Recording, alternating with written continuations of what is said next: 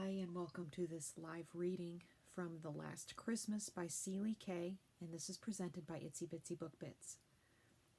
Chapter 1, Fears and Tears.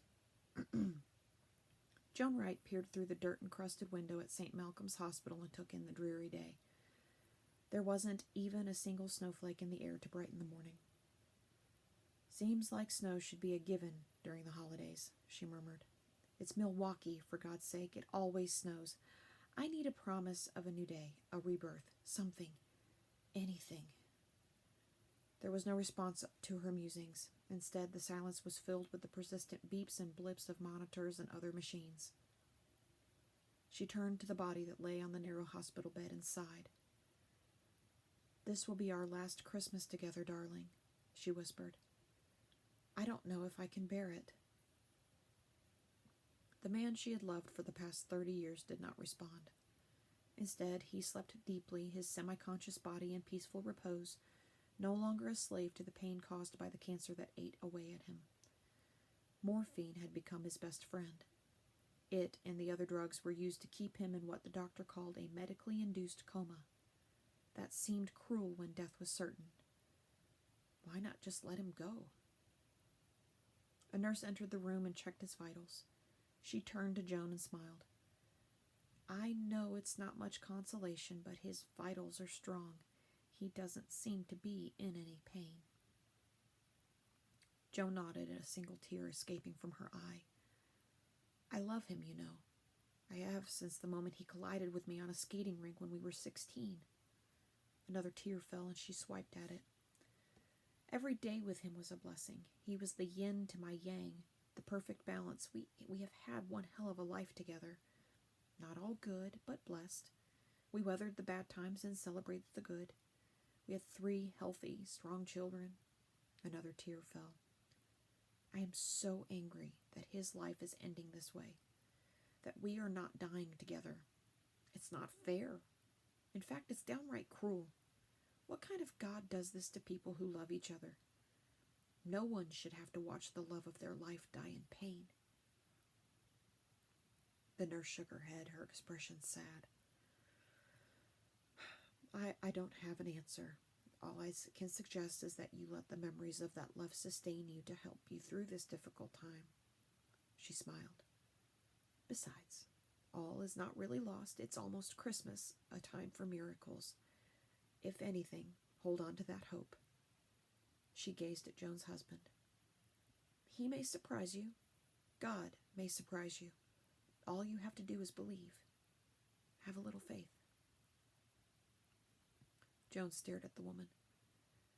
"You don't really believe that, do you?" The nurse chuckled. "I work in intensive care, the den of the last resort. People come here expecting to die. I can't tell you how many have walked out of here defying all odds. I have one 93-year-old gentleman who has been in here 5 times. Each time it seems his heart is on the verge of giving out. And each time he has left with a smile on his face. Last time I asked him what his secret is. Do you know what he told me? He said he had faith that God wouldn't take him until he needed him. And he knew that he wasn't needed yet." Joan swiped at another tear. "How nice to have that kind of faith, to be so at peace with your very existence." She shook her head.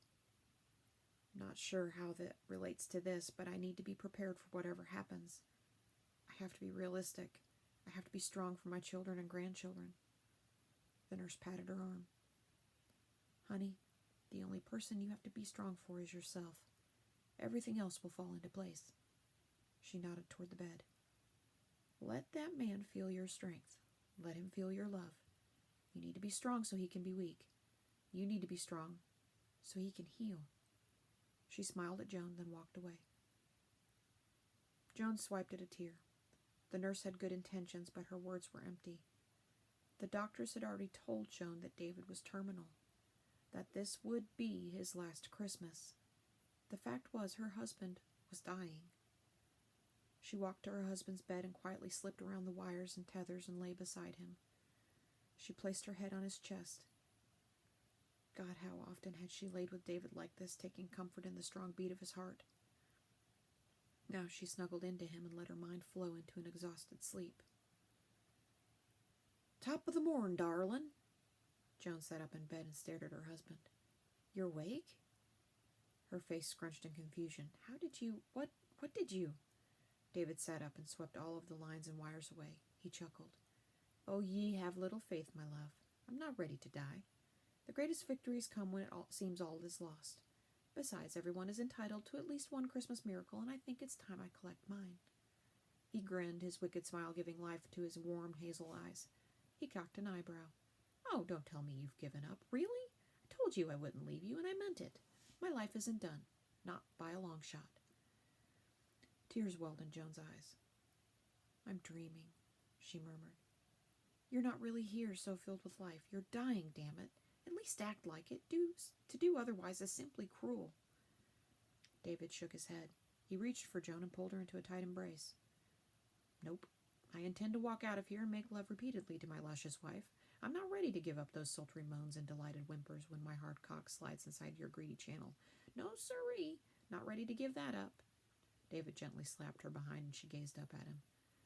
"Nor am I ready to give up this comely ass. Man, this ass has given me more satisfaction than a man has a right to. I love how you squeal when I feel you there and your body clamps down on me like a vice.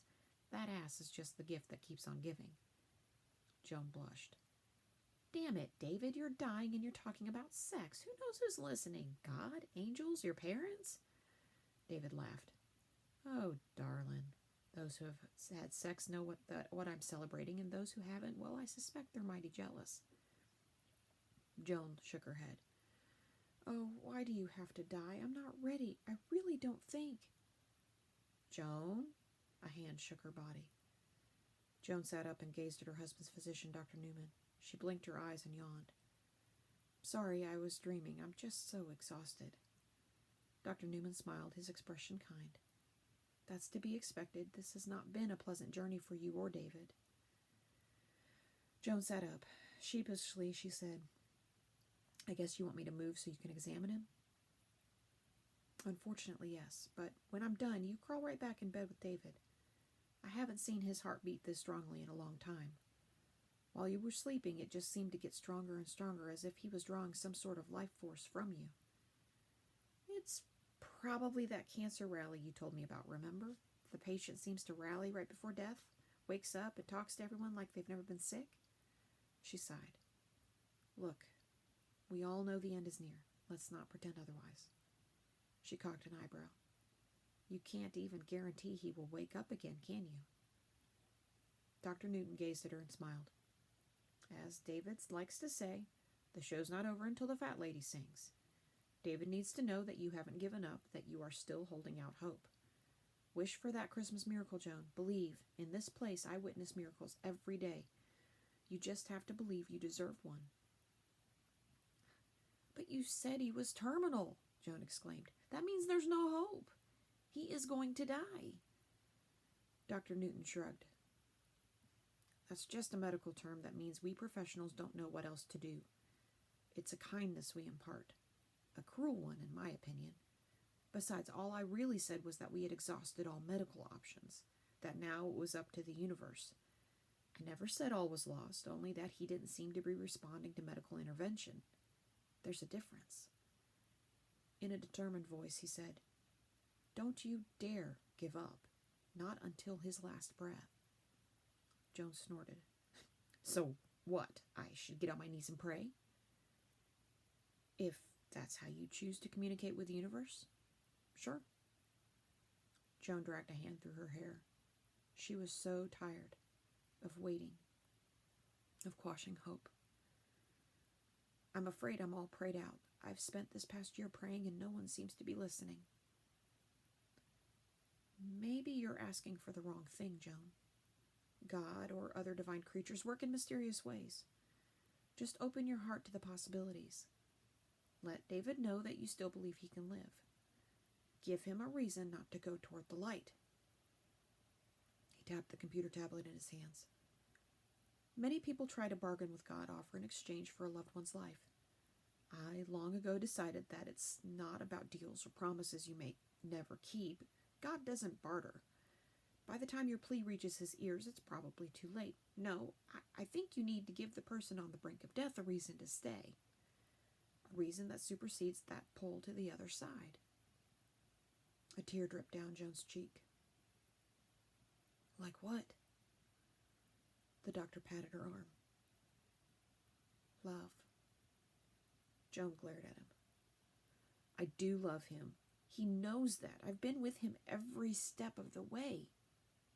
Dr. Newman cocked his head. Have you? Or have you spent the bulk of your time grieving, already letting go, preparing for life without him? He may be in a coma, but he can sense that. He can hear it in your voice, feel it in your heart. Joan shook her head. I just don't know what to do anymore.